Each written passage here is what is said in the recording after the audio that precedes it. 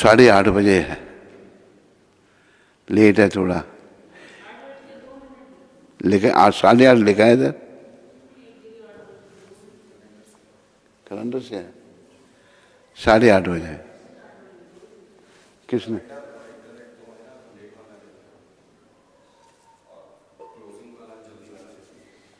अच्छा, नहीं उधमपुर का है इंटरनेट में नाम?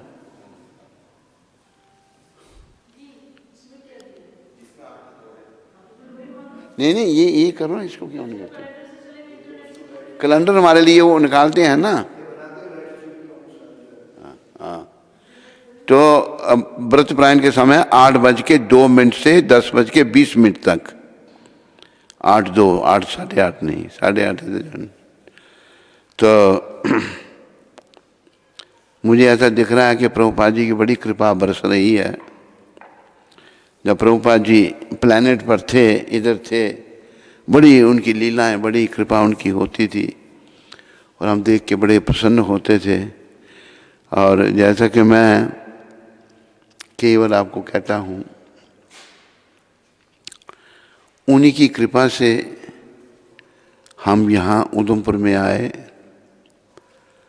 और उन्हीं की कृपा से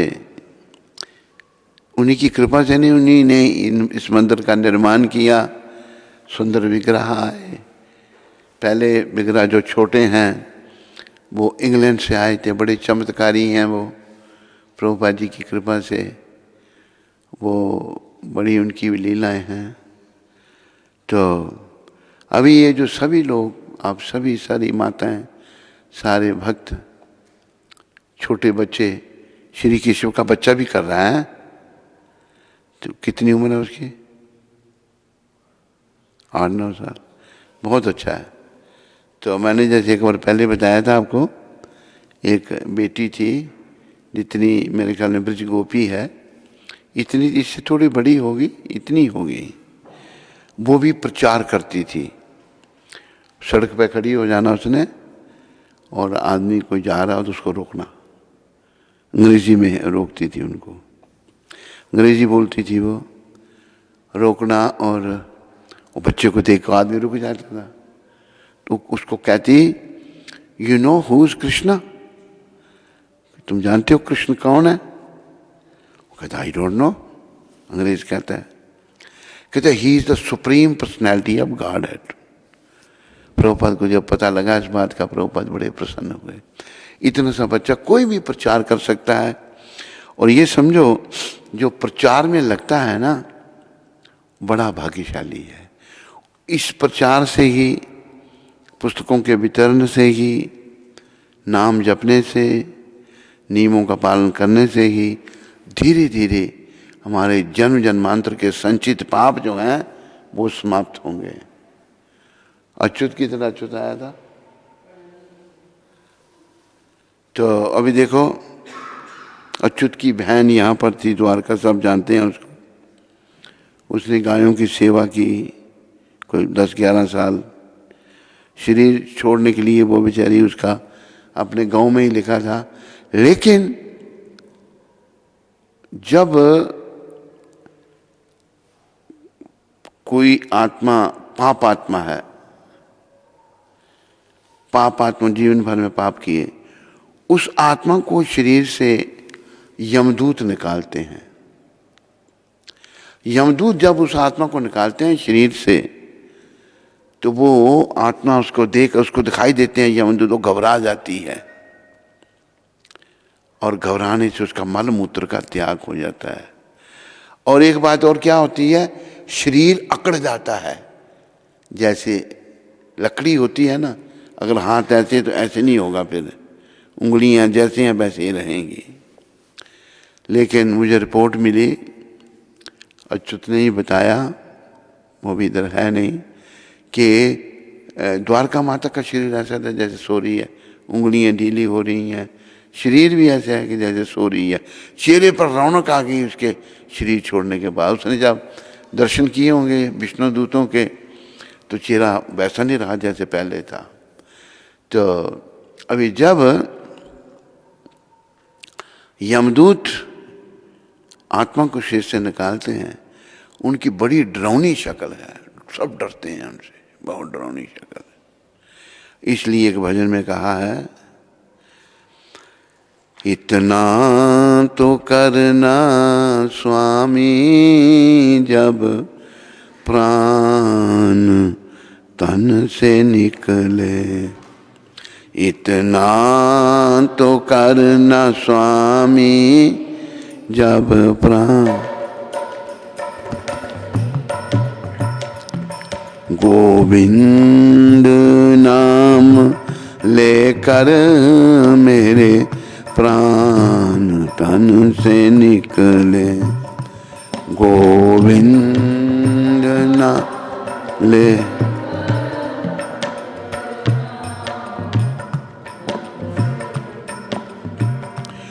श्री वृंदावन का स्थल हो, मेरे मुख में तुलसी दल हो।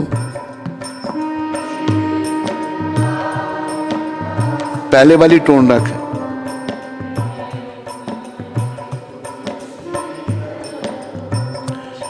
विष्णु चरण का जल हो जब प्राण तन से निकले, विष्णु चरण जल हो।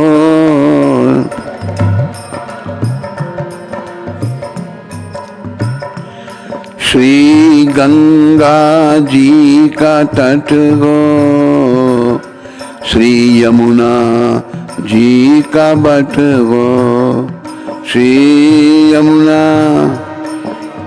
तट हो, श्री यमुना का बंसी बट हो। और सांवला निकट हो जब प्राण तन से निकले, और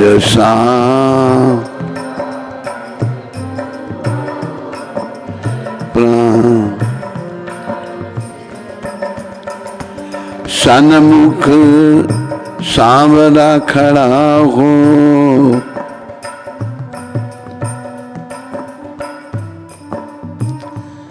अगर अंत समय में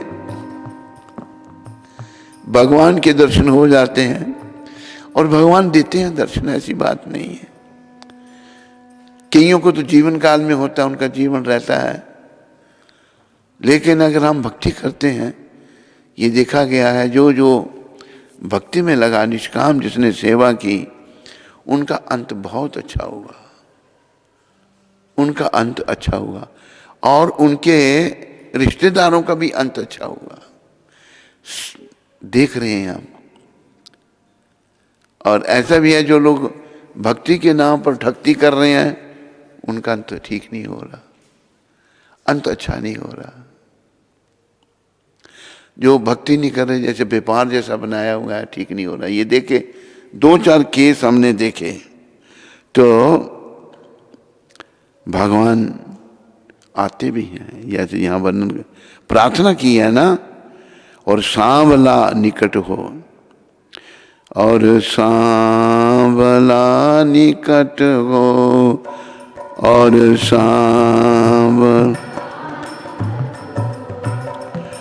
जब प्राण तन से निकले, जब प्राण। सन्मुख सांवरा खड़ा हो, मुरली की धुन भरा हो, रहा हो मुरली की धुन। तिरछा चरण धरा हो, जब प्राण तन से निकले, तिरछा चरण धरा हो, जब प्राण। सिर पर सोहना मुकुट हो, माथे पर संलट हो, सिर पर सोहना, माथे पे काली लट हो, यही ध्यान मेरे घट हो जब प्राण तन से निकले। यही ध्यान मेरे घट हो,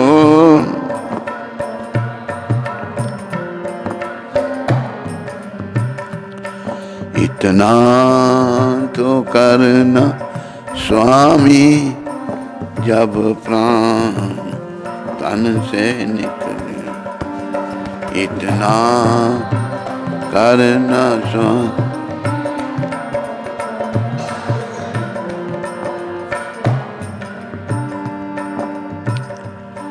जब कंठ प्राण आए, कोई रोग ना सताए। जब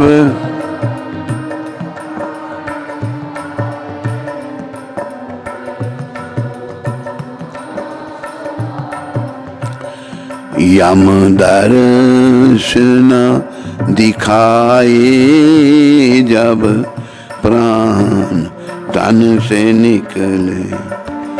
यम दर्श न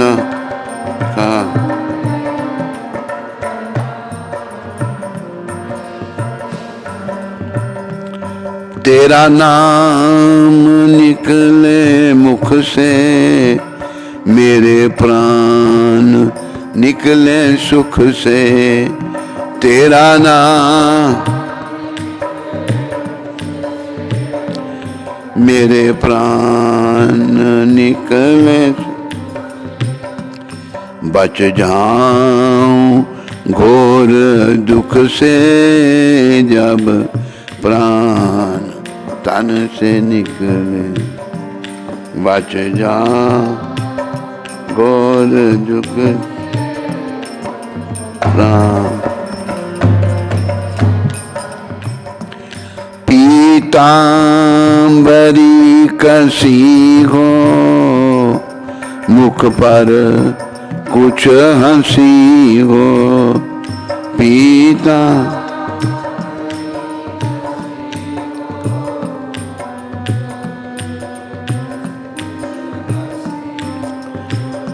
यह छवि मेरे मन बसी हो, जब प्राण तन से निकले।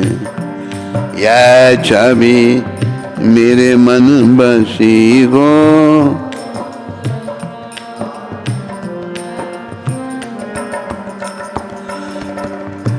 देखो भक्त का भाव है। भक्त प्रार्थना कर रहे हैं, जिन्होंने भी इस भजन की रचना की है। इस आखिर में नहीं, अगले पैरा में वो कह रहे हैं, आना अवश्य आना, राधा को साथ लाना। आना अवश्य राधा जी को साथ, आकर दर्श दिखाना, जब प्राण तन से निकले। आकर दर्श दिखाना, जब प्राण। और देखो इस भजन का एक एक शब्द विचारने योग्य है।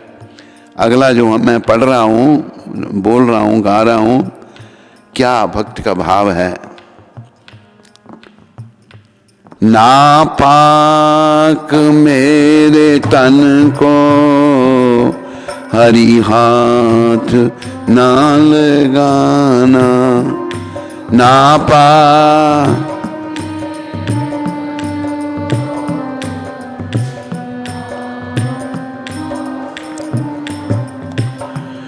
चरणों की ठोकरों से गंगा में फेंक देना, चरणों की ठोकरों से गंगा में फेंक। हे हरि, हे भगवान, हे त्रिलोकीनाथ, मेरा शरीर बड़ा अपवित्र है। अगर हम बुरे काम कर रहे हैं तो शरीर अपवित्र हो जाता है। बुरे कर्मों को हम छुपाने का प्रयास करते हैं, लेकिन हम भगवान से कुछ नहीं छुपा सकते, यमदूतों से कुछ नहीं छुपा सकते।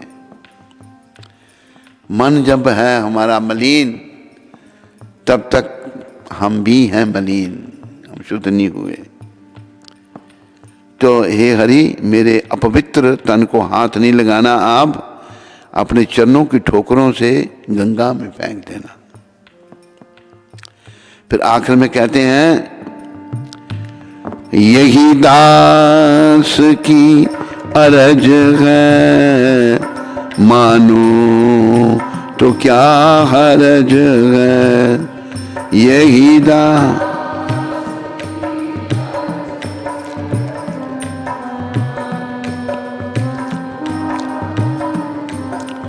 हे प्रभु, दास की यही अर्ज है।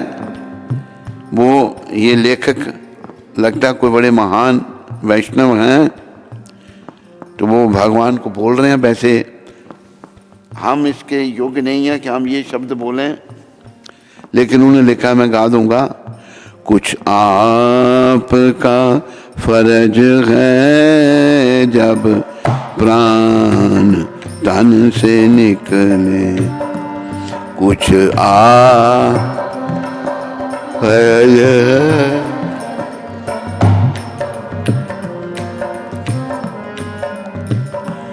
इतना तो करना स्वामी, जब प्राण तन से निकले। इतना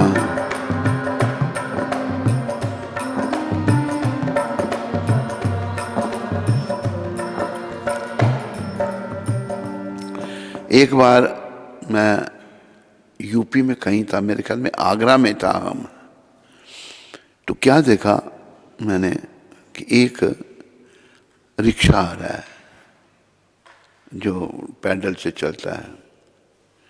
उसकी जहाँ लोग मतलब ऊपर 2-3 आदमी बैठते हैं, यहाँ पाँव रखने की जगह है, वहाँ लंबा सा कुछ पड़ा हुआ है। दूर से देखा उसको, मैंने सोचा कोई लकड़ी रखी है, बिल्कुल लकड़ी की तरह इधर से लेकर देता है।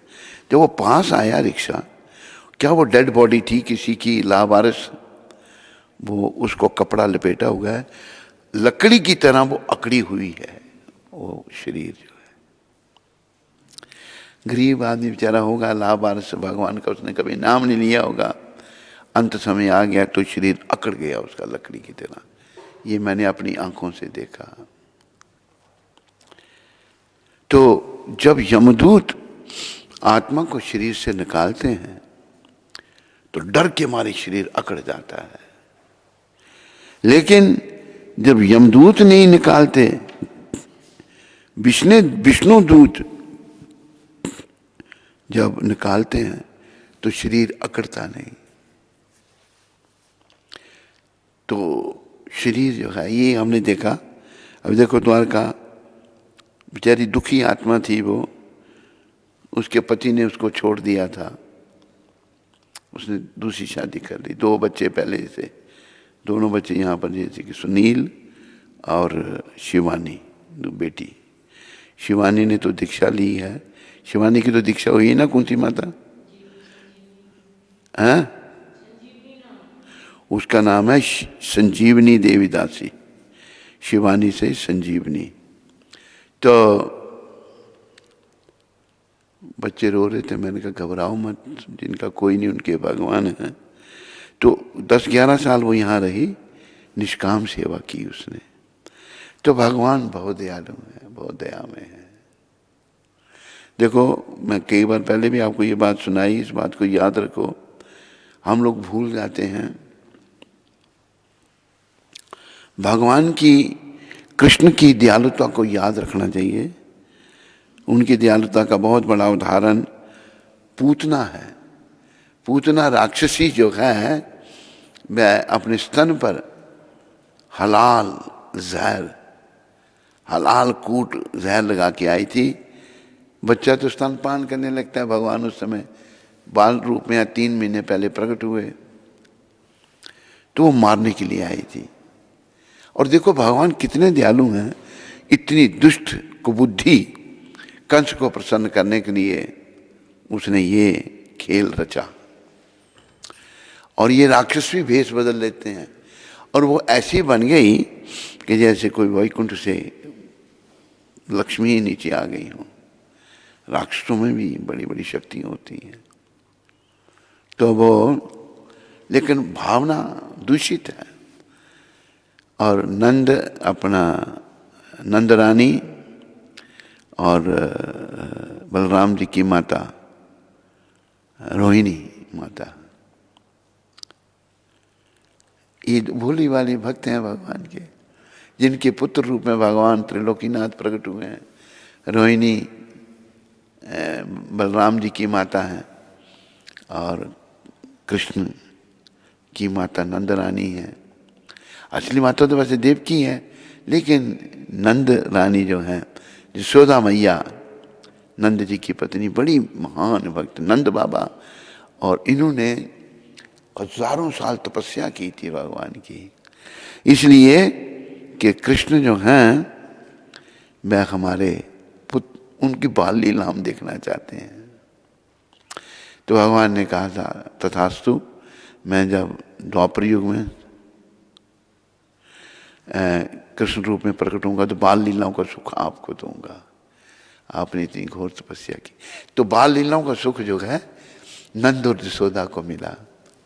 और इतना उनका स्नेह था नंद और यशोदा का कृष्ण से, कृष्ण उनके प्राण थे, बहुत स्नेह था। इसलिए अगर आप कृष्ण को नंद नंदन कहते हो तो कृष्ण बड़े प्रसन्न होते हैं। अगर यशोदा नंदन कहते हो तो कृष्ण बड़े प्रसन्न होते हैं। इन दोनों ने बहुत ही प्रेम किया कृष्ण भगवान को। ये श्लोक मुझे भी याद हो जाए और आपको मैं फिर बता देता हूँ। अहो बकीयम स्तन कालकूटम जीवाशया पाय यद पाय साध्वी लेभे गति धातृचित्तम ततो अन्यम केवा दयालुम शरणम ब्रजेयम। ओहो, भला मैं उनसे अधिक दयालु किसी और की शरण कैसे ग्रहण करूं, जिन्होंने उस आसुरनी पूतना को माता का पद प्रदान किया। यद्यपि वह कृतघ्न थी और उसने अपने स्तन से पिलाए जाने के लिए घातक विष तैयार किया हुआ था। ये उद्धव जी विदुर जी को कह रहे हैं, उपदेश दे रहे हैं। कृष्ण भगवान जैसा कोई दयालु नहीं है, तो जो उसको भी भगवान ने अपने धाम में भेज दिया। क्यों? वो मां बन के आई थी, स्तनपान किया, स्तनपान कराया भगवान को मारने के लिए, लेकिन भगवान वो नहीं देखते, इतनी दया में है। कृष्ण बहुत दयालु हैं, कृष्ण दया में है। इसलिए संत महात्मा कहते हैं ऐसे दयालु भगवान को मत छोड़ो। कईयों ने ये भजन भी लिखा है ना, 1-2 लाइन उसकी सुनाता हूँ, बाकी मैं यही इसका ही थोड़ा कुछ आपको बताऊंगा। प्रभु जी तुम बड़े दयालु हो, प्रभु जी तुम, कृष्ण तुम बड़े कृपालु हो। हमें तो बस तेरा सहारा है, हमें और ना कोई हमारा है। तू ही प्यारों से प्यारा है, प्रभु जी तुम बड़े दयालु हो,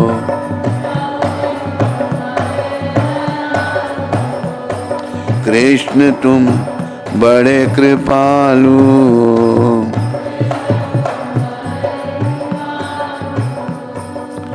भगवान बहुत दयालु हैं, लेकिन हम लोग दुष्ट होने के कारण भगवान की दया को नहीं समझ सकते। याद रखो, जब तक मेरे मन में दुष्टता ही रहेगी, और देखो भक्तों का मैंने आपको बताया है ना वो श्लोक, हरि बोल, भक्त कितने सहनशील होते हैं, हैं? तिरस्कृता विप्रलब्धा क्षप्ता क्षप्ता हता अपि नस्य तत्प्रति कुर्वन्ति तद भक्ता प्रभवोपि। भगवान के भक्त कितने सहनशील होते हैं। ठगे जाने पर, उपेक्षित होने पर,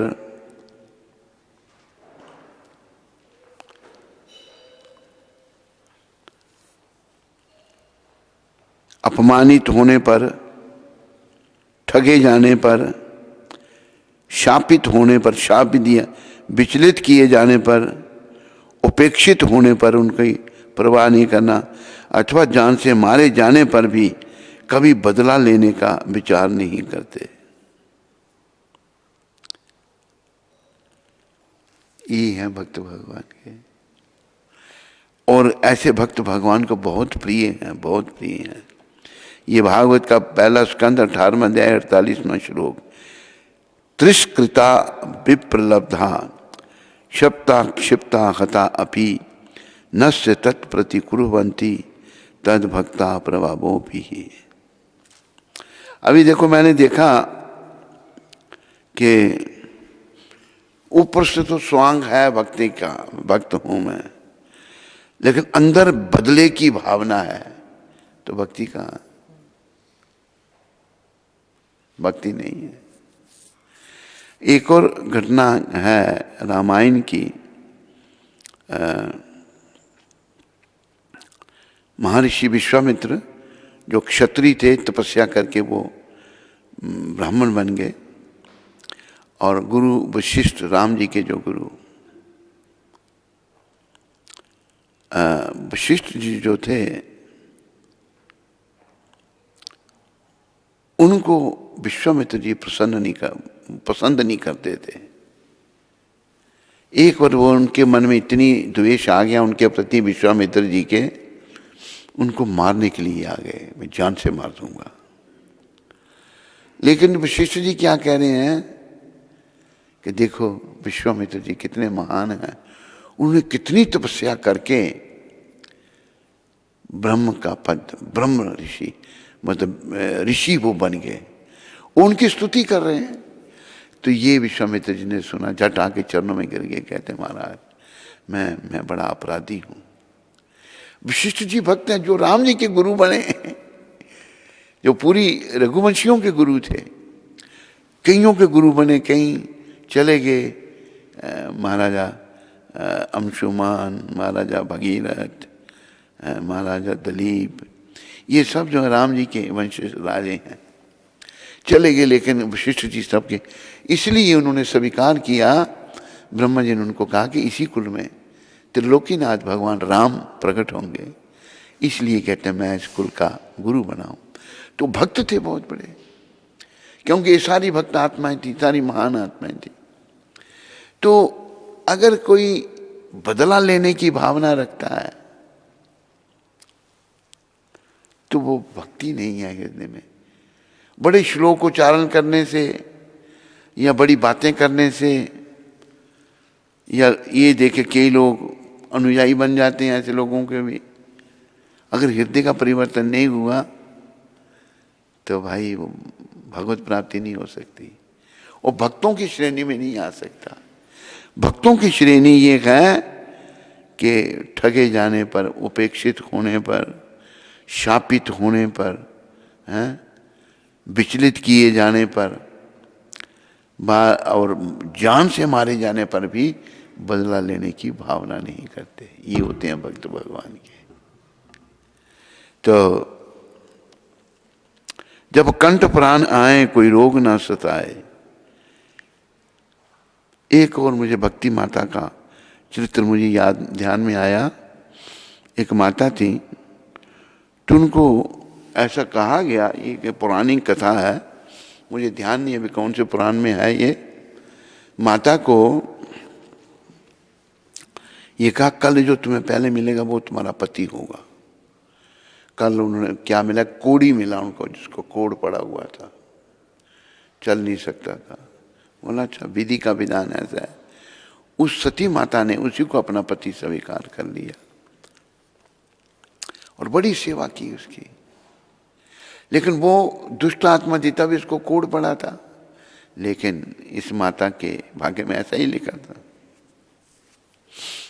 एक दिन क्या होगा, वो रेड़े में डाल को माता सती माता उसको ले जा रही थी। जब ले जा रही थी तो उस कोड़ी की नजर एक वैश्या पर पड़ी। उस वैश्या को वो कोड़ी देखने लगा। उस वैश्या को वो कोड़ी देखने लगा बुरी नजर से। तो उस माता ने, देखो स्त्री अपने पति को पहचानती है कि मेरा पति कैसे है। जैसे कमला कौल, वो नेहरू कौल थी, वो कमला कौल नेहरू की पत्नी, वो जानती थी कि नेहरू कैसा है। उस बेचारी को टीबी की बीमारी हो गई, क्योंकि नेहरू जो था ना, कई स्त्रियों के साथ उसके संबंध थे। ये उनके परिवार ने सब लिखा हुआ nehrufamily.com। और बड़ी गंदी बीमारी से नेहरू की मृत्यु हुई थी।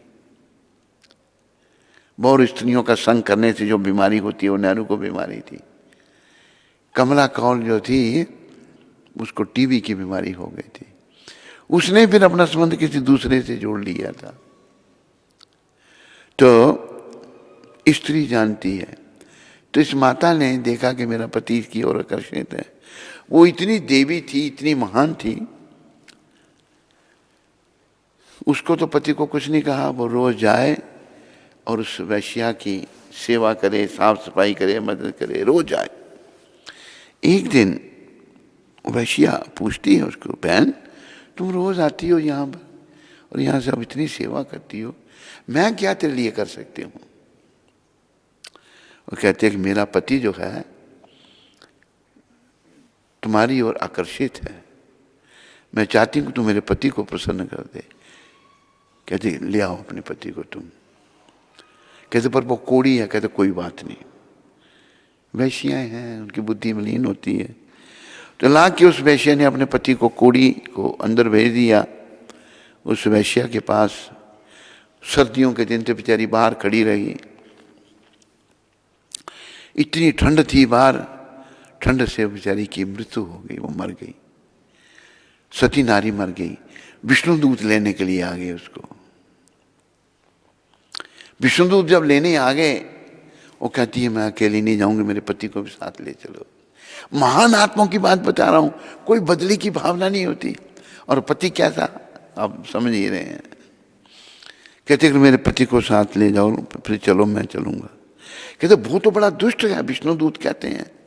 कहते हैं उसके बिना नहीं मैं जा सकती। विष्णुदूत आए और विष्णु भगवान को पूछा कि प्रभु वो जो भेजा था आपने हमें, वो कहती है मेरे पति को भी ले चलो। भगवान कहते हैं ले आओ, उसके पति को भी ले आओ। उसके कारण, उसकी महानता के कारण, महान आत्मा थी, सती नारी थी। तो उसके पति को कहा गया, वो आया, बाहर निकला, कहा भाई, कहती है चलो विष्णु लोक में चलो, वैकुंठ लोक में चलो। कहते मैं इस वैश्या को भी ले चलो तब चलूंगा। फिर विष्णुदूत गए वापस। कहते वैश्या तो ये दुष्ट है, ये बड़ी, इसके कई खसम हैं। तो वापस गए, विष्णुदूत पूछते हैं भगवान को। तो कहते हैं ठीक है ले आओ, उस वैश्या को ले आओ। वैश्या को बोला चलो वैकुंठ। कहते मेरे इतने खसम है, उन सबको ले चलो तब जाऊंगी मैं। फिर विष्णुदूतों ने पूछा, भगवान को बोल दिया। उस महान आत्मा के कारण सभी का उद्धार हो गया। ये महान आत्मा, ऐसे नाम की महान आत्माएं बहुत घूम रही हैं, उनसे थोड़ा कल्याण होने वाला। भाई इस समय मैं आपको ये बताता हूँ, ये है महान आत्मा बैठे हुए यहाँ पर, मूर्ति रूप में बैठे। इन्होंने देखो कितने लोगों का भला किया, कितने लोगों को भगवान के चरणों में लगाया। जो असंभव था, जो गौ मांस खाने वाले, जिन्होंने कभी भगवान का नाम नहीं सुना था, जो बड़े आलोचना करते थे, हिंदुस्तानी पत्थरों को पूछते हैं, उनके जीवन को बदल दिया। ये सच्चे संत हैं, सच्चे वैष्णव हैं। आज भी ये आपकी मदद करेंगे, अगर आप इनकी शरण लें तो जरूर करेंगे, इसमें कोई संदेह नहीं।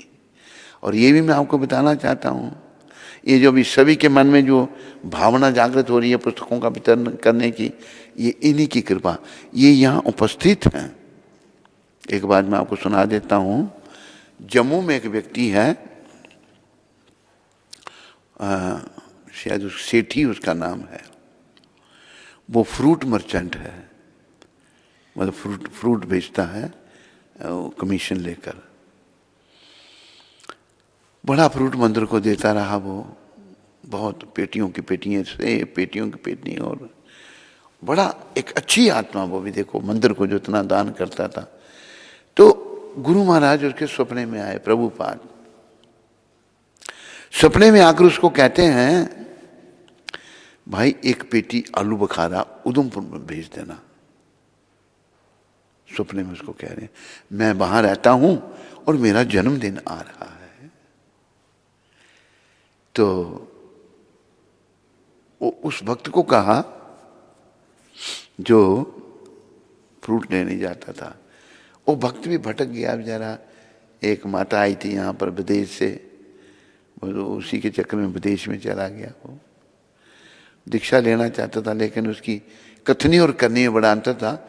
लेकिन फ्रूट मर्चेंट ने उसको कहा कि एक पेटी आलू बुखारा उधमपुर पहुंचा दो। बड़े गुरु महाराज मुझे सपने में आए, उन्होंने कहा कि मैं उधमपुर में रहता हूँ और एक पेटी आलू बुखारा वहाँ भेज देना। तो ये इनके यहाँ निवास है, मूर्ति रूप में यहाँ बैठे हुए हैं। सबके अंदर अच्छी भावना। देखो पेट पूजा तो सब करते हैं, उल्टे सीधे काम दुनिया कर रही है, लेकिन ये जो आप पुस्तकों का वितरण काम कर रहे हैं निष्काम भाव से, ये भाग्यशाली कर सकता है। मैंने पहले भी आपको बताया था, एक यहाँ पर आया, उसने बताया कि मैं दिल्ली में पुस्तकों का वितरण करता था, पैसे रख लेता था अपने पास, इसलिए वो यहाँ भी नहीं टिक पाया। दीक्षा तो हमने दे दी थी उसको, उसने शादी करके कर्मकांडी बन गया, दिल्ली में कर्मकांड करता है। लेकिन अगर वो सुन रहा है तो मैं उसको ये बताना चाहता हूँ, महाप्रभु ने कहा है, कर्मकांड ज्ञान कांड सकले रे विशेरे भांड। कर्मकांड करना, ये जो कर्मकांडी और ज्ञान बखानना बड़ा, ये सब जहर के बर्तन है। ज्ञानी अभिमानी, जिसे थोड़ा सा ज्ञान हो उसको अभिमान हो जाता है। इसलिए मुझे प्रभुपाद जी ने कहा कि ज्यादा पुस्तकें नहीं पढ़नी। तो ज्ञानी अभिमानी, अगर कोई भक्ति मार्ग में है, उसे भी अपने ज्ञान का अगर अहंकार है, मैं बड़ा ज्ञानी हूं, तो वो भी भगवान से दूर चला जाता है, नजदीक नहीं रहता। तो ये इनकी कृपा है कि सबके अंदर भावना जागृत हो रही है। ये भावना तो होती है, मैं कैसे पेट कैसे अपना भरूं, उल्टे सीधे काम कैसे करूं, हैं, और दूषित भावनाएं तो हैं ही अंदर। लेकिन ये भाई प्रचार करना भी, एक से दूसरा तीसरा चौथा पांचवा, तकरीबन सभी लोग लगे हुए हैं, सारी माताएं, सारे भक्त, सब लोग। देखो भक्ति प्रेम भी, कृष्ण गोपाल भी, प्राणेश्वर भी, सभी कर रहे हैं, श्रीवास भी, सभी लगे हुए हैं। मधुप्रिया इतना व्यस्त है अपने कार्य में। आज वो म्यांमार का लेक्चर है, बताया नहीं तूने मेरे को। मैं इसको कह रहा हूं, तेरे को थोड़ा कह रहा हूं। तेरे से सुनना चाहता हूं ना। कितने क्या टाइम है, 5 से 6? 6 बजे लेट हो जाएगा। चलो 6 से 7 हैं? पूछो 5 में पूछो कर सकते हो तो 5 से 6। तो ये कृपा है, इनकी कृपा है बस। सभी लगे हुए हैं भाई, इनकी कृपा लेते रहो। अंदर हमारे अगर कुछ दोष हैं ये धीरे धीरे निकल जाएंगे। दोषों को निकालना है। जिसने भगवत प्राप्ति करनी है उसको दोषों को रखने का अधिकार नहीं है, उसे निर्दोष हो जाना चाहिए, कोई दोष नहीं। तो ये भजन मैंने इसलिए आपको सुनाया। इसके लेखक कह रहे हैं जब कंठ प्राण आए कोई रोग ना सताए, कोई रोग ना हो मेरे को। अभी देखो थोड़ा सा रोग होता है हम चिल्लाना शुरू कर देते हैं। एक आत्मा इतनी चिल्लाती है, हाँ वाह वाह या वाह वाह। वो जिसके पास वो आत्मा गई कहते हो ये आत्मा भाई इतनी कष्ट में थी। मैंने कहा कष्ट में तो थी बेचारी, पर चिल्लाना नहीं चाहिए था। बड़े बड़े कष्ट होते हैं लोगों को, लेकिन वो इतनी चिल्लाती है, हे भगवान। ओहो हो, मैंने इतना नहीं देखा किसी को। तो रोग आखिर में आ जाएगा तो रोग चिल्लाएंगे, नाम कैसे सिमरन होगा। प्रार्थना है प्रभु कोई रोग ना हो और यम ना दिखे बस, जब प्राण तन से निकले। तो बाकी आप सब भजन समझ ही गए होंगे। इतना तो करना स्वामी, जब प्राण तन से निकले, गोविंद नाम लेकर मेरे प्राण तन से निकले। तो ध्यान रखो, कर्मों को काटो। कर्म तो भोगने पड़ेंगे, लेकिन भगवान सूली का कांटा बना देते हैं। किसी को सूली पर चढ़ना है तो कांटा चुभेगा उसको खाली। सूली क्या चीज है? सूली जो है गुदा में एक सीख को सेट जाती है, यहां से निकलती है, वो तड़पता है वो आत्मा। सूली पर पहले चढ़ाया जाता था। एक भक्त आत्मा थी, माता थी, वो उधर महाराष्ट्र में, नाम शायद उसका जनाभाई था, जनाभाई नाम था। तो विठ्ठल भगवान कृष्ण उसके घर में आते तो उसकी मदद करते थे, काम करते थे उसके साथ, पानी लाते थे सब कुछ। एक दिन जनाबाई भोजन बना रही थी, भगवान ने भोजन खा के कहा जना मैं अभी यहीं लेट रहा हूँ। भगवान ने अपना पीताम्बर और मुकुट वगैरह खोल के वहाँ रखा। विठ्ठल भगवान ने, कृष्ण है विठ्ठल, वहाँ रखा। तो और भगवान उधर समय हो गया, जल्दी उठे और चले गए मंदिर में। मंदिर में घंटी बज गई, उधर आके भगवान मूर्ति रूप में विराजमान हो गए। तो भगवान के जो कुछ जहाँ पर जब लेटे भगवान जना भाई के घर में, तो उस समय उन्होंने अपना मुकुट, कुछ हार, सब कीमती वो खोल के रखे वहाँ पर। जब गए जल्दी में भगवान वो वहीं, उनको पहनना नहीं, वहीं छोड़ गए। अभी क्या हुआ, भगवान के कीमती हार गुम हो गए और कुछ चीज़ें गुम हो गई जो भगवान ने खुद वहाँ छोड़ी थी। आकर पता लगा भी जनाबाई भी बड़ी भक्ति करती है भगवान की। ये कुछ वो मेरे ध्यान में बात नहीं आ रही। जनाबाई के घर में वो सब कुछ मिला। कहते जनाबाई ये चोर है भगवान के, हैं? हाँ उसका कंबल, अच्छा ये मेरे ध्यान में नहीं था, धन्यवाद। कंबल उसने उड़ाया था अपना। वो कहते जनाबाई का कंबल यहाँ कैसे आया? वो क्या समझे पुजारी ब्राह्मण हूँ कि जनाबाई ने सब चुराया है। हाँ ऐसा, धन्यवाद। तो जनाबाई के घर में बोला देखो साहब, ये जनाबाई कैसे बताया कि मेरे घर भगवान आते हैं और यहाँ आराम किया उन्होंने। बोले इसको सूली पर चढ़ा दो। जनाबाई नहीं बोली, कहते मैं नहीं बताऊंगी ये कैसे, लोग उसके योग्य नहीं थे। तो तब जब उसको सूली पर चढ़ाने लगे जनाबाई को, भगवान प्रकट हो गए। कहते मैं ही तो उसके घर में गया था, सबको दर्शन दिए विठ्ठल भगवान ने। फिर सबको पता लगा कि जना कितनी महान है। जना भाई जो थी वो इतनी महान थी कि एक बार संत कबीर जो हैं उनको उनके दर्शनों के लिए गए। दर्शनों के लिए जब गए तो ऐसा वर्णन दूसरी जगह आता है कई लोग बदल देते हैं। दूसरी जगह गए तो उन्होंने देखा जनाबाई के गांव जहाँ जना रहती थी वहाँ पर 2 औरतें लड़ रही हैं। किस लिए लड़ रही हैं? जिसको कंडे कंडे कहते हैं यहाँ की भाषा में। कंडे समझते ना, गाय के उपले भी कहते हैं उनको। यहाँ लोकल भाषा में गोटे कहते हैं, गोटे।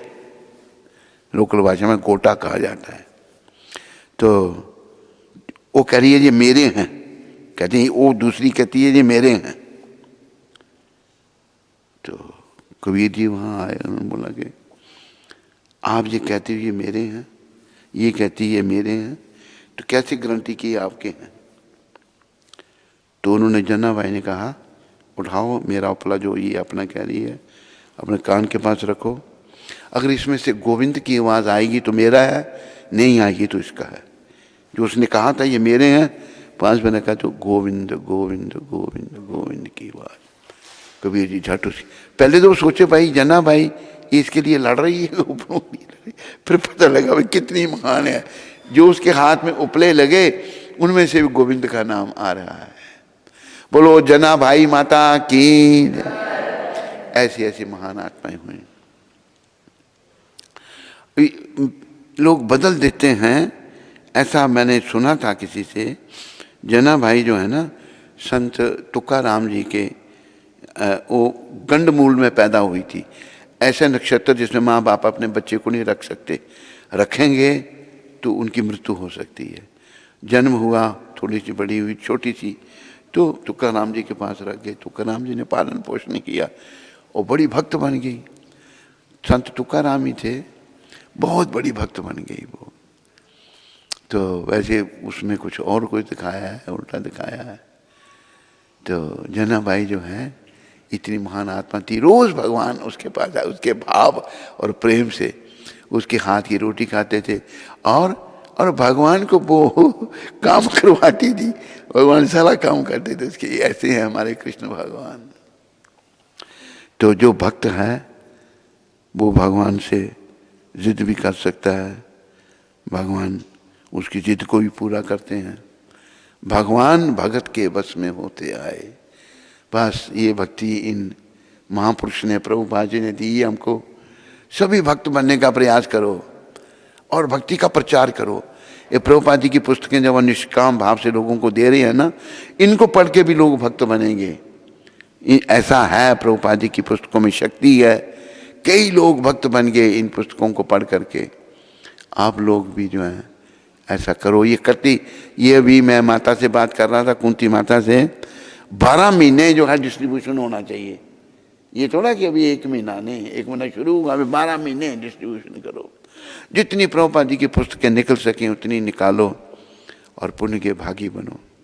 मान लो पुस्तक आपके द्वारा दी हुई पुस्तक किसी ने पढ़ी और वो भक्त बन गया, आपका भी जीवन सफल होगा उसमें, क्योंकि आप निमित्त बने उसको पुस्तक देने में।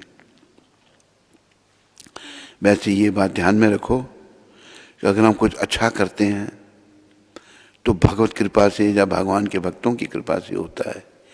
एक बात मैं आपको बता दूं, गीता की, अर्जुन एक जगह आके खड़े हो गए, कहते प्रभु मैं नहीं लड़ूंगा। बात भी सच थी, परिवार है सारा, द्रोणाचार्य उधर हैं, भीष्म पितामह उधर हैं, कर्ण विकर्ण और दुर्योधन जो है वो, और भी सारे एक ही परिवार था कि मैं युद्ध नहीं कर सकते, कैसे मारूं प्रभु, मेरे हाथ कांप रहे हैं। अर्जुन तो भक्त थी ना भगवान के। तो भगवान ने समझाया भाई क्यों करना है युद्ध, तेरे परिवार के तो ठीक हैं ये, लेकिन सभी दुष्ट हैं। ये आता ताइन हैं। परिवार में होते हुए भी एक परिवार होने पर ये थोड़ा है कि दूसरे को जहर दे दो। जहर देने की कोशिश की पांडवों को, उनको जिंदा जलाने की कोशिश की, उनका राज्य छीन लिया, उनकी पत्नी की बेइज्जती की, क्या क्या नहीं किया। 12 साल वनवास भेज दिया, जुआ गलत पास से फेंक करके। और फिर देखो इतने बदमाश, 1 साल अज्ञातवास, 1 साल आपको छुप के रहना है, और कहीं दिख गए तो फिर 12 साल वनवास। कितनी गुंडागर्दी है देखो। लेकिन भक्त बेचारे कहते प्रभु की इच्छा है। और जहाँ जहाँ भी उनको संकट आया भगवान आ जाते थे पांडवों की मदद करने के लिए। एक संकट में दुर्योधन ने क्या कहा, दुर्वासा मुनि को, दुर्वासा जी को बहुत क्रोध आता है। दुर्वासा मुनि अपने हजारों शिष्यों के साथ आ गए, तो उसने स्वागत किया दुर्योधन ने उनका। कहते महाराज आप पांडवों के पास जाओ, वो फलानी फलानी जगह वन में हैं, और उनके उसके पास अक्षय पात्र है, जो कुछ मांगो वो पात्र देता था द्रौपदी माता के पास। तो आप थोड़ा सा देर से जाना। अक्षय पात्र जब आखिर में द्रौपदी भोजन कर लेती थी, उसके बाद उस दिन अक्षय पात्र कुछ नहीं देता था। तो आगे दुर्वासा जी आ गए, उनको बड़ा जल्दी क्रोध आ जाता था, बहुत जल्दी। दुर्वासा ही थे ना, कौन थे? बोलो मैं स्नान करके आता हूँ, हमारे लिए भोजन की तैयारी करो। ऑर्डर कर दिया। भोजन क्या, अभी लेट हो गया था। देखो कैसने कितनी दुष्टता ही थी दुर्योधन की। अक्षय पात्र से जब द्रौपदी ने पा लिया, अभी वो नहीं दे सकता, तो अभी सब सोचने लगे हम ऐसा है, हम सब समाधि ले लेते हैं, जिंदा जल जाते हैं, ऋषि का अपमान होगा, वो श्राप देंगे हमको खुद ही हमारे। तो भगवान तुरंत आ गए, भगवान गड़गड़ के बासी, कहते द्रौपदी मुझे भूख लगी है। अभी क्या द्रौपदी कहे, क्योंकि मैंने खा लिया तो अक्षय पात्र तो दे नहीं सकता कुछ। कहते ले आओ, कुछ होगा उसमें। इतना सा शाक लगा हुआ था, भगवान ने आके वो खाया तो उधर लगा पेट फटने, दुर्वासा का, और उनके सब तृप्त हो गए, भाग गए, वो वहीं से भाग गए। श्राप देना था उनको। तो मतलब भगवान जो हैं भक्तों के बस में रहते हैं। बस हमारा मनुष्य शरीर केवल भक्त बनने के लिए मिला है। दोष तो हमें बहुत हैं, पाप बहुत हैं, तो लेकिन भगवान बड़े दयालु हैं। अगर ये भी कहा गीता में भगवान ने, अपि चेतसु दुराचारो भजते माम अनन्य भाग साधु रेव समन्ता भया समयक व्यवस्थो ही सा। अगर कोई दुराचारी भी है ना, अनन्य भाव से, मतलब और किसी का नहीं मेरा भजन करता है, उसको साधु ही समझना चाहिए। पहले पापी था, जैसे वो है ना मीरा जी का भजन, अब मैं शरण तिहारी जी, मोगे राखो कृपा निधान, मोगे राखो कृपा निधान। मैं शरण तिहारी जी, मोगे राख मोगे। हे कृपा के सागर, मैं आपकी शरण में हूं। अजामिल अपराधी तारे, तारे नीच सदा। अजामिल अपराधी तारे, तारे बोलो। जल डूबत गज राज उबारे, जल डूबत गज राज उबारे, गनिका चढ़ी बीमा, मोहे राखो कृपा निधान, मोहे राखो कृपा निधान। मैं शरण तिहारी जी, मोहे राखो कृपा निधान, मोहे राखो।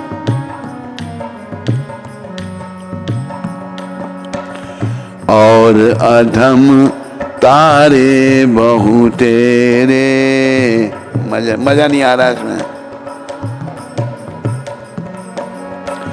और अधम तारे बहु तेरे, और अधम तारे। हे प्रभु, अपने बड़े बड़े अधमों का उद्धार किया, भाखत संत सुजान, भाखत संत कुब्जा नीच भिलनी तारी, कुब्जा नीच भिलन जाने सकल जहान, जाने सकल जहां, मोहे राखो कृपा निधान, मोहे राखो कृपा निधान। मैं शरण तिहारी दी, मोहे राखो कृपा निधान, मोहे राखो कृपा निधान। कहाँ लग कहूँ गिनत नहीं आवे, कहाँ लग कहूँ गिनत नहीं आवे। थकी रहे वेद पुराण, मीरा दासी शरण तिहारी, सुनिए दोनों का, मोहे राखो कृपा निधान, मोहे राखो कृपा निधान। तो मीरा जी कह रही है, हे कृपा निधान, एक कृपा के सागर, आप तो कृपा से भरे पड़े हैं, मेरी अभी रक्षा करो, मेरी मोहे राखो कृपा निधान। मीरा जी तो बहुत बड़ी भक्त हुई, जहर के प्याले को अमृत बना दिया था उन्होंने।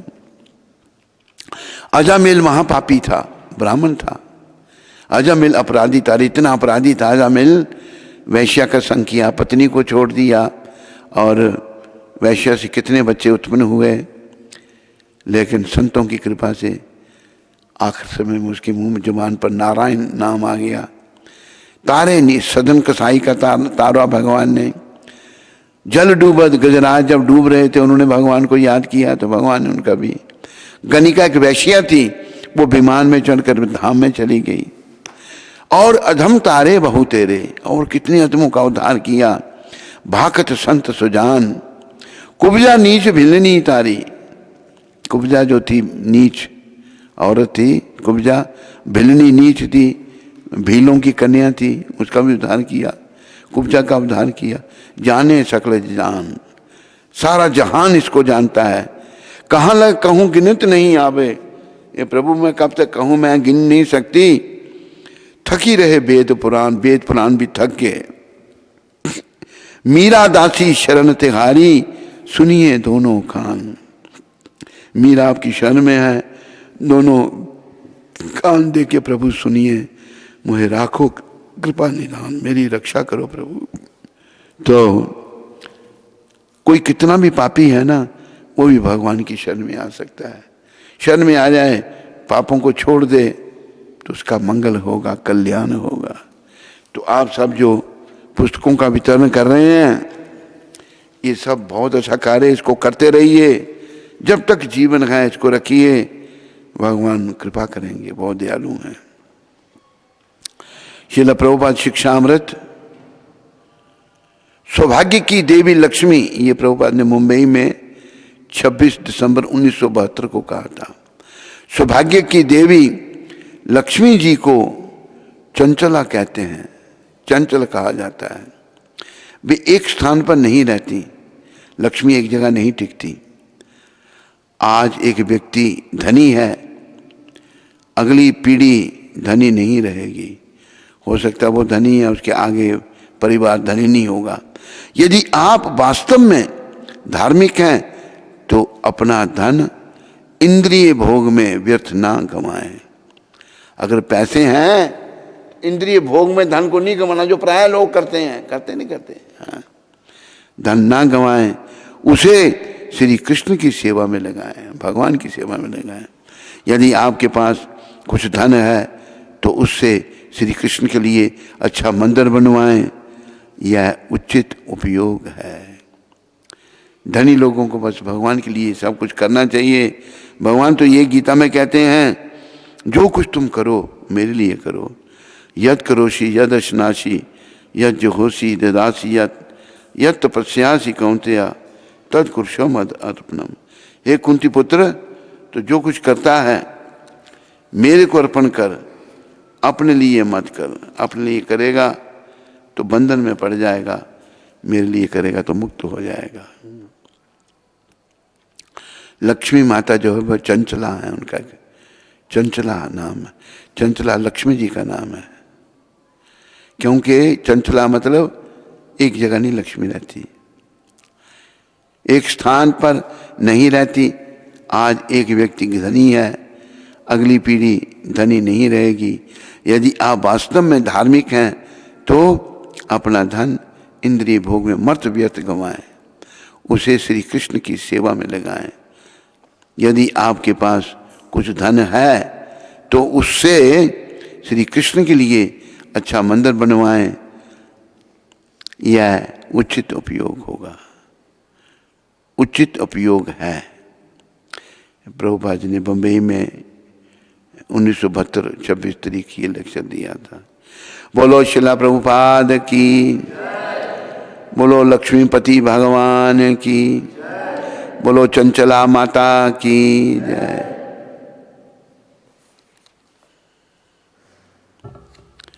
कोई प्रश्न किसी को है? चलो ठीक है, बाद में देता हूँ।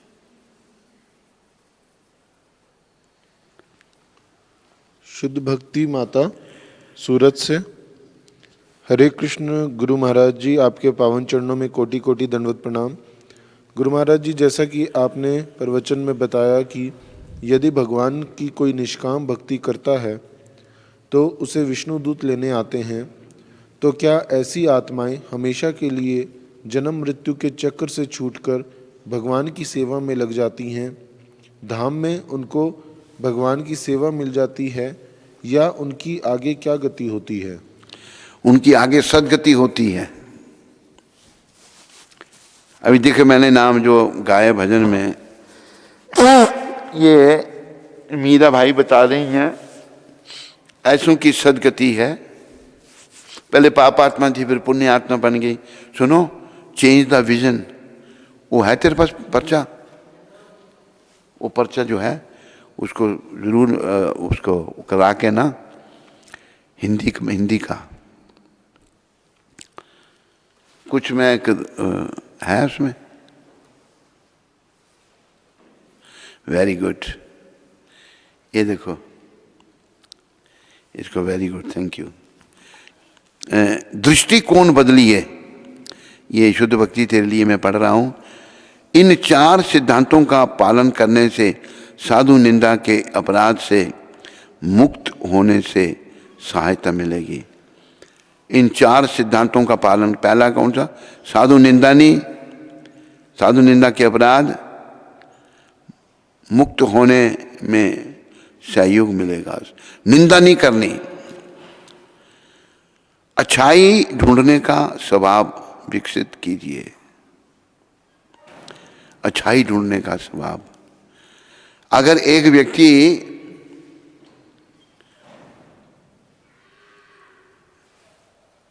अगर आज खराब है ना, कल वो अच्छा ही बन सकता।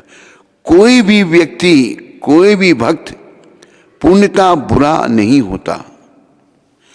प्रत्येक व्यक्ति में कुछ सद्गुण होते हैं, अतएव सब में अच्छाई खोजने का प्रयास करें। अपने मन में दूसरों के महत्व का आदर करने की भावना जागृत करें। यह दोष दर्शन के विरुद्ध एक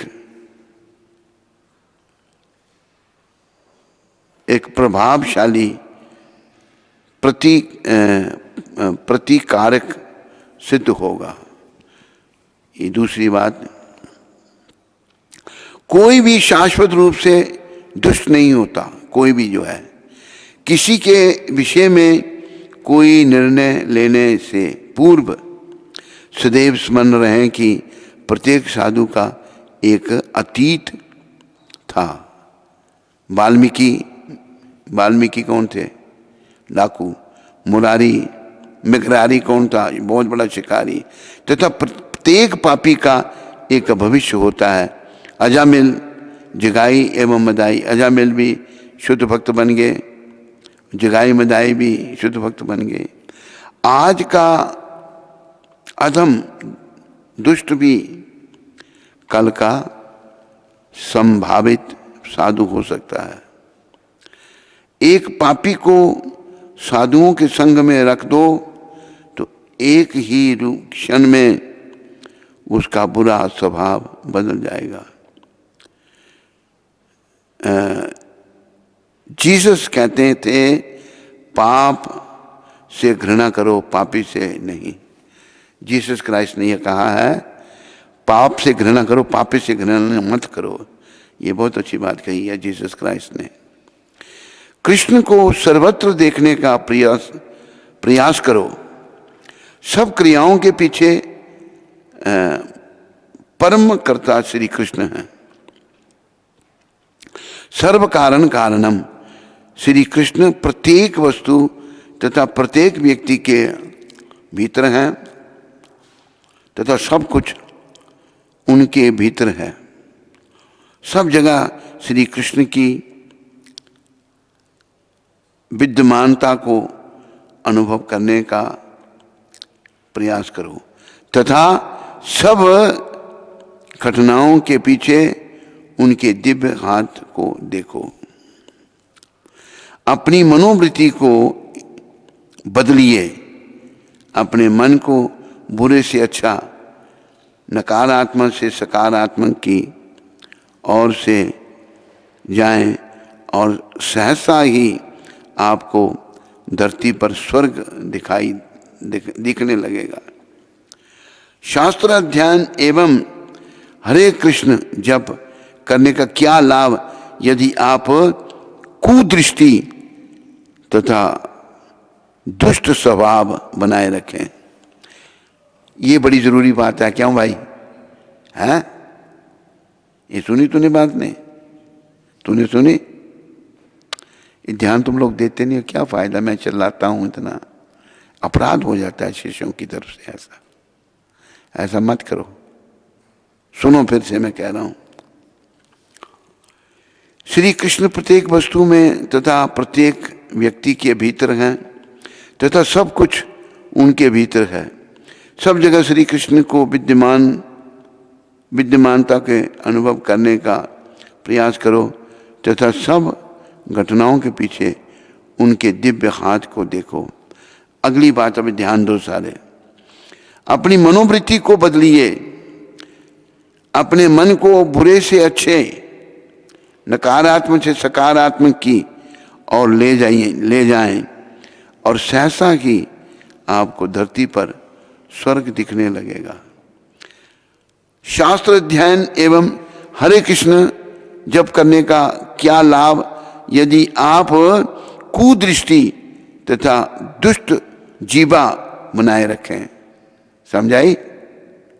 सुनाई दिया? धन्यवाद। तुम क्यों किसी को भी अपना शत्रु समझते हो और क्यों तुम किसी के विषय में बुरा बोलते हो? सदैव स्मरण रहे कि हमारे, अंग्रेजी का था ना इसका, इसमें है तो रहने दो।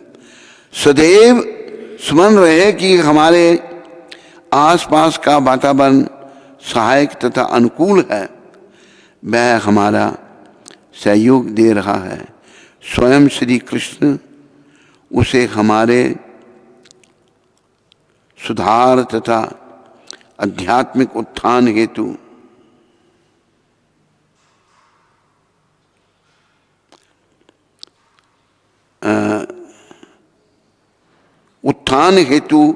संचालित कर रहे हैं। हमारे वातावरण में प्रत्येक वस्तु तथा प्रत्येक व्यक्ति हमारा समर्थन कर हमें हमारे लक्ष्य की ओर ले जा रहा है। यथा कृष्ण के शरणागत होना उनका एकमात्र आश्रय ग्रहण करना तथा उनसे अप्रतिहत प्रेम करना,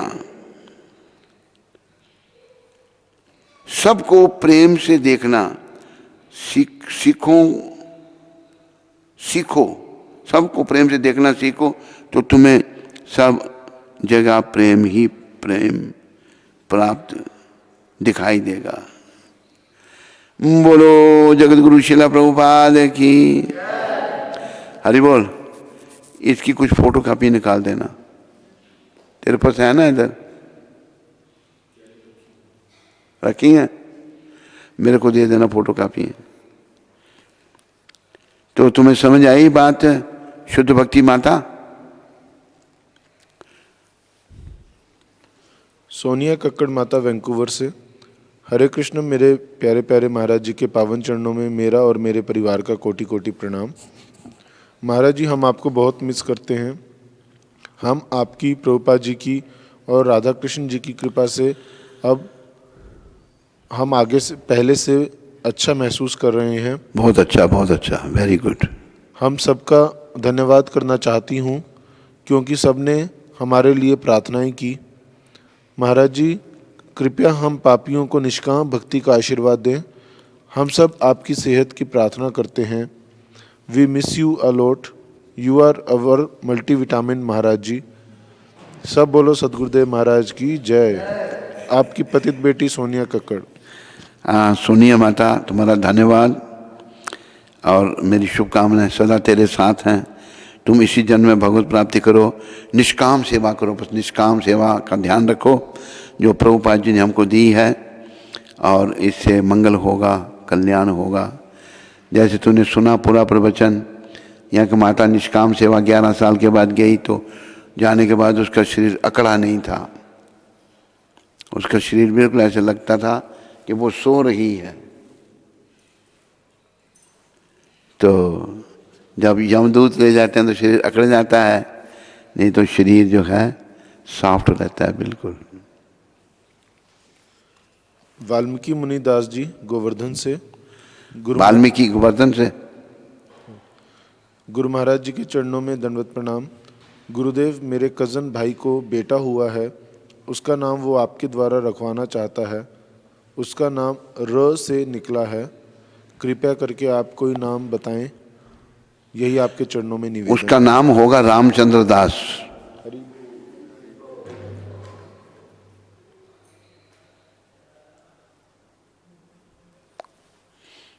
कमल सिंह जी मुरादाबाद से। हरे कृष्ण महाराज जी, दंडवत प्रणाम। मन का दोष नहीं निकलता, इसके लिए क्या करना चाहिए? मन का दोष कमल सिंह जी धीरे धीरे निकलेगा। लगे रहो, भक्ति करते रहो, जप को बढ़ाओ। अगर 16 करते हो तो 32 करो, 32 करते हो तो 64 करो, 64 करते हो तो 128 करो, 28 करते हो तो 192 माला करो। क्यों नहीं निकलेगा? जप करने से, पुरुषार्थ करने से ज़रूर निकलेगा, पर धीरे धीरे निकलेगा। मन में मैल ज़्यादा है, इसलिए जप भी ज़्यादा करो, उससे कल्याण होगा। प्रतिभा माता बिहार से। हरे कृष्ण महाराज जी, दंडवत प्रणाम। कल गीता जयंती पे हमने आपकी कृपा से 7 गीता वितरण की। हमें क्या वितरण किया? 7 भगवद गीता। 7, अच्छा, बहुत अच्छा। हमें आपका आशीर्वाद चाहिए कि मेरी भक्ति और आगे बढ़े। गीता माता कहाँ से? प्रतिभा माता बिहार से, मुजफ्फरपुर। ठीक है प्रतिभा माता, अच्छी बात है। ये गीता को वितरण करते रहो, पूरा साल करो। पुस्तकों के वितरण से बड़ी शुद्धि होगी, आपको बड़ा अच्छा अनुभव होगा। वहाँ ज़रूर वितरण करो, गीताएँ लाओ, लोगों को बांटो, हरि नाम करो। 2 बातें, हरि नाम और पुस्तकों का वितरण। प्रभुपाद कृपा प्राप्त होगी आपको।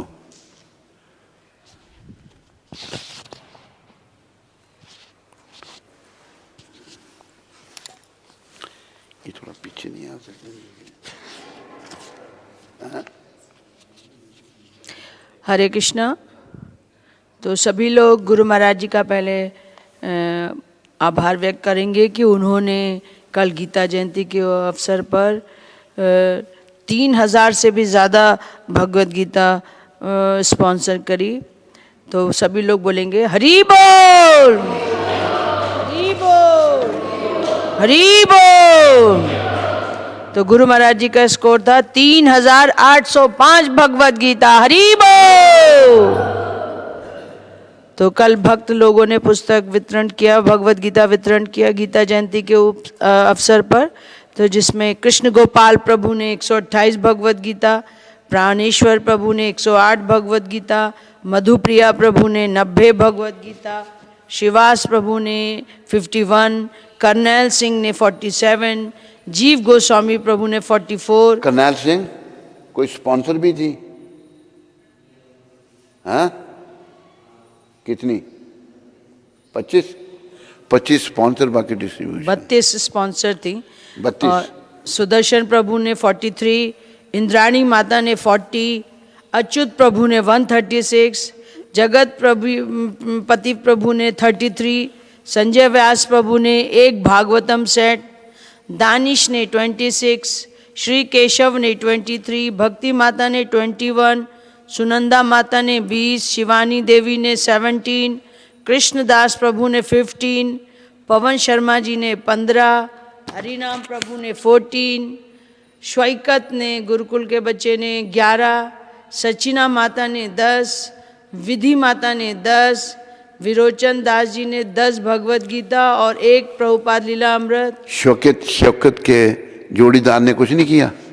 श्वैकत शायद अकेले हाँ, अकेला गया ना? अकेला इसको भी ले जाना था ना साथ में।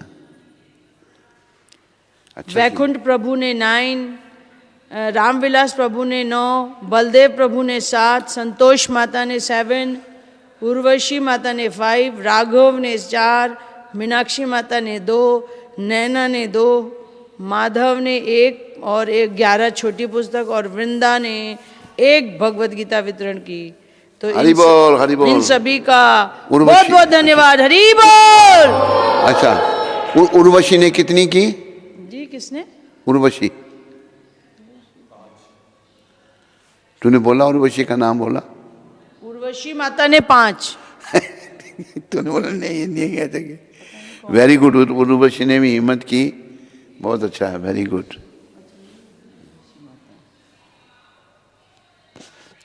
तो इन सब भगवद गीता वितरण के पीछे की जो टीम है, तो उनके नाम इस प्रकार है जो लोग स्पॉन्सर करते हैं। तो कल मॉरिशस के भक्त संकर्षण प्रभु, उनका नाम छूट गया था, तो आज हम उनका नाम बोलेंगे। मॉरिशस से संकर्षण प्रभु जी ने 10 भगवद गीता स्पॉन्सर की। तो उनका और उनके परिवार का श्रील प्रभुपाद आश्रम उधमपुर के सभी भक्तों की ओर से बहुत बहुत धन्यवाद। हरि बोल।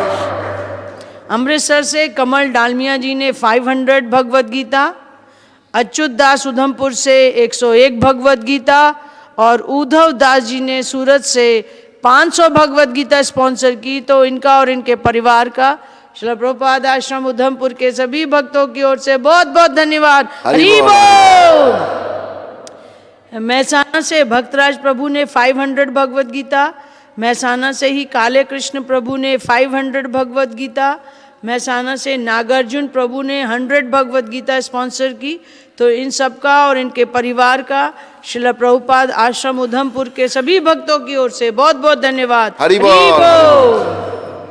बॉम्बे से तरुण कृष्ण प्रभु ने 501 भगवद गीता, दुबई से राधा रमन प्रभु ने 501 भगवद गीता, और जयपुर से मोहिनी माता ने 500 भगवद गीता स्पॉन्सर की। तो इनका और इनके परिवार का श्रील प्रभुपाद आश्रम उधमपुर के सभी भक्तों की ओर से बहुत बहुत धन्यवाद। हरि बोल। यूएसए न्यूयॉर्क से ऋषि ईश्वर प्रभु जी ने 100 भगवद गीता स्पॉन्सर की। गिरीश प्रभु जी ने यूएसए से 8 भगवद गीता स्पॉन्सर की। तो इनका और इनके परिवार का श्रील प्रभुपाद आश्रम उधमपुर के सभी भक्तों की ओर से बहुत बहुत धन्यवाद। हरि बोल। कुराली से कन्नू बंसल और अतुल बंसल जी ने 21 भगवद गीता, बॉम्बे से प्रदीप जी ने 14 भगवत गीता स्पॉन्सर की, तो इनका और इनके परिवार का श्रील प्रभुपाद आश्रम उधमपुर के सभी भक्तों की ओर से बहुत बहुत धन्यवाद। बॉम्बे में प्रदीप कौन? वो जो परीक्षित का फ्रेंड है, परीक्षित का फ्रेंड, जिससे आप बात करते हैं। प्रदीप, ध्यान में नहीं आ रहा मेरे। हैं? अच्छा, जो भी मान। बॉम्बे से ही उधमपुर से डीआईजी सुजीत जी ने 14 भगवत गीता स्पॉन्सर की। बॉम्बे से पंचजन प्रभु ने 17 भगवत गीता, और सूरत से अंकुश जी और कंचन माता जी ने 7 भगवत गीता स्पॉन्सर की। तो इनका और इनके परिवार का श्रील प्रभुपाद आश्रम उधमपुर के सभी भक्तों की ओर से बहुत बहुत धन्यवाद। हरि बोल। डॉक्टर कर्नल प्रकाश वीर और डॉक्टर गगनदीप कौर जी ने अपनी बेटी हर्षिता के जन्मदिन पे आज बच्चों को लड्डू प्रसाद वितरण करने का सेवा दी है। तो इनका और इनके परिवार का श्रील प्रभुपाद आश्रम उधमपुर के सभी भक्तों की ओर से बहुत बहुत धन्यवाद। हरि बोल, हरि बोल। श्रीमती रेणु शर्मा और नेकराम शर्मा जी उधमपुर से, इन्होंने 21 भगवत गीता स्पॉन्सर की, वितरित की। तो इनका और इनके परिवार का श्रील प्रभुपाद आश्रम उधमपुर के सभी भक्तों की ओर से बहुत बहुत धन्यवाद। हरि बोल। कुरुक्षेत्र से निकेश मेहता जी ने 11 भगवत गीता, और सुरेंद्र भट्ट जी ने जम्मू से 3 भगवत गीता स्पॉन्सर की। तो इनका और इनके परिवार का श्रील प्रभुपाद आश्रम उधमपुर के सभी भक्तों की ओर से बहुत बहुत धन्यवाद। हरि बोल, हरि बोल। हरिद्वार से चंद्र सागर जी ने, उनके ट्रस्ट है राधा रमन कृपा पात्र ट्रस्ट ने 14 भगवत गीता वितरित की। तो इनका और इनके परिवार का श्रील प्रभुपाद आश्रम उधमपुर के सभी भक्तों की ओर से बहुत बहुत धन्यवाद। हरि बोल, हरि बोल। चंडीगढ़ से पारुल सारिया माता जी ने गौ सेवा के लिए अपनी सेवा भेजी है। तो इनका और इनके परिवार का श्रील प्रभुपाद आश्रम उधमपुर के सभी भक्तों की ओर से बहुत बहुत धन्यवाद। हरि बोल। बोले श्रील प्रभुपाद दिव्य पुस्तक वितरण की जय। बोले सद्गुरुदेव महाराज की जय।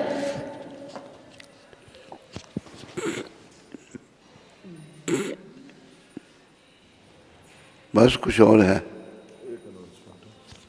एक और प्रश्न? सभी लोग ध्यान करें। आज शाम को 5 बजे से 6 बजे महाराज जी का ऑनलाइन लेक्चर रहेगा, जो इस्कॉन म्यांमार बर्मा के डिवोटीज के लिए होगा। तो जूम पर, फेसबुक और मायापुर.tv तीनों प्लेटफॉर्म्स पे वो लाइव रहेगा। आप सबको ग्रुप में लिंक शेयर कर दिए जाएंगे। सभी लोग उपस्थित रहिएगा। धन्यवाद।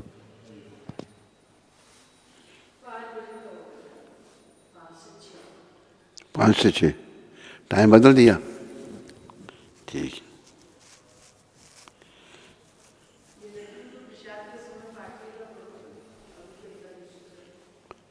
हाँ, आज नहीं, अभी नहीं ना? हाँ ठीक।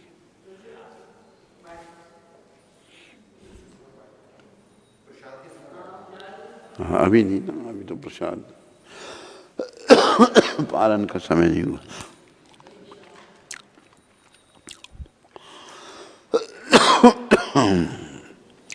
स्कंद पुराण में तुलसी देवी की प्रशंसा इस प्रकार की गई है।